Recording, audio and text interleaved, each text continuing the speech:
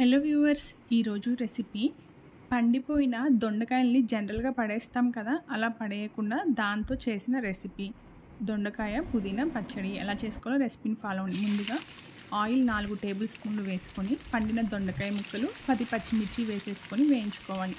ఇవి సగం వేగిన తర్వాత గుప్పెడు పుదీనా ఆకులు, ఒక టొమాటోని 5 ముక్కలుగా కట్ చేసి వేయండి.